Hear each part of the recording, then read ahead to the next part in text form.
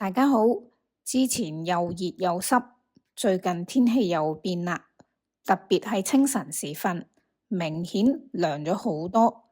之後幾日又有可能會落雨，一唔小心呢，好容易會冷親病㗎。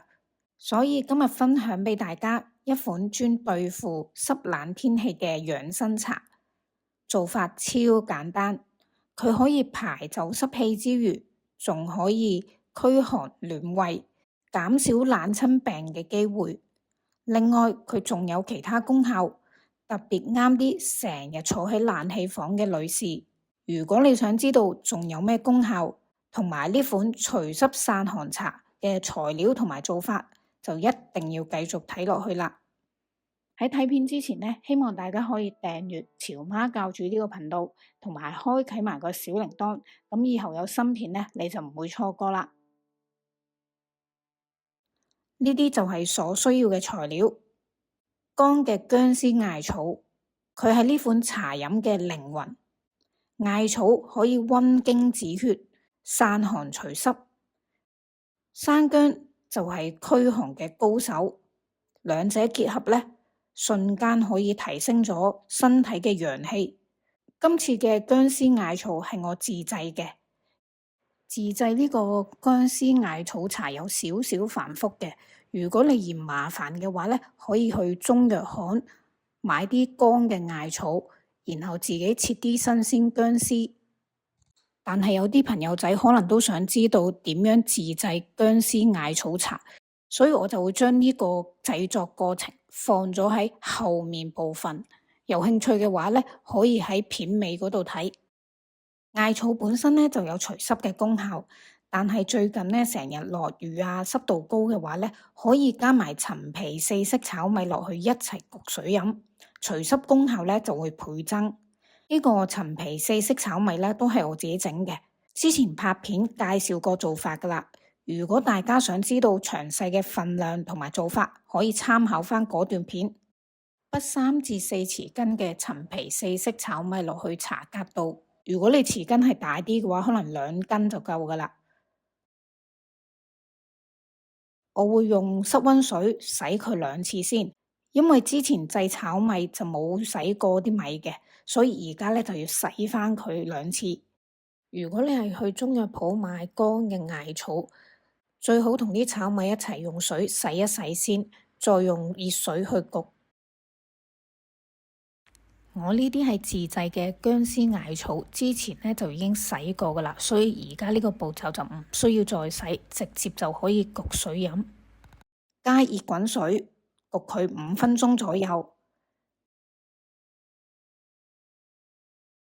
攤到佢微暖，可以入口就飲得噶啦。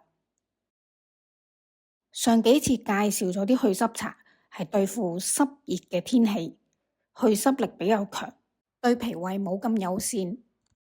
今次介紹呢款除濕散寒茶，係專對付濕冷天氣，但係呢又唔會傷脾胃喎，反而係暖胃健脾，仲可以理氣散寒溫經，脾胃虛寒嘅人呢都啱飲。當中嘅紅米同黑米呢，仲可以補血同埋抗氧化，好多功能啊！佢係一款好溫和，而且適合女士日常調理嘅養生茶，特別喺啲潮濕天氣或者覺得消化唔係幾好嘅時候飲，最好呢就係朝頭早啦，或者係下晝飲，就唔好係夜晚飲啦。同埋陰虛火旺、感冒發燒嘅人呢，就唔適宜飲呢個茶飲嘅。通常我都會用熱滾水沖多1次。而家就講下點樣用新鮮艾草做薑絲艾草茶啦。因為早前春天嗰陣時種嘅艾草大爆發啊，我摘咗啲亂嘅艾草葉。艾草容易藏啲泥沙，所以要洗乾淨。今次我就用咗呢隻粉去洗，加咗啲粉之後，俾佢浸30分鐘，之後換幾次水，直到啲水乾淨為止，咁就得噶啦。如果你屋企冇呢啲咁嘅粉，用粗鹽都得嘅，俾佢浸一浸之後過幾次水。洗乾淨之後，加薑絲鋪喺面，隔水蒸10分鐘。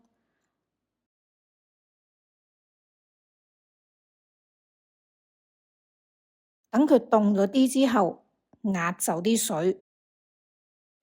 經過蒸同埋壓呢兩個步驟呢，可以去除咗艾草嘅草澀味。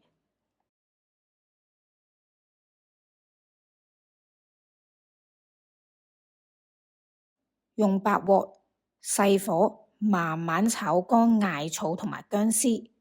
有啲人會喺呢個步驟加埋糯米落去嘅，因為我屋企冇糯米就冇加到。之後我會用陳皮4色米去代替。炒乾咗艾草同薑絲，等佢攤凍之後入樽。成日食生冷嘢、飲凍嘢、吹冷氣，容易手腳冰冷嘅女士，最好時不時用佢焗水飲。鍾意呢段片嘅話呢，歡迎大家按讚、留言同埋分享。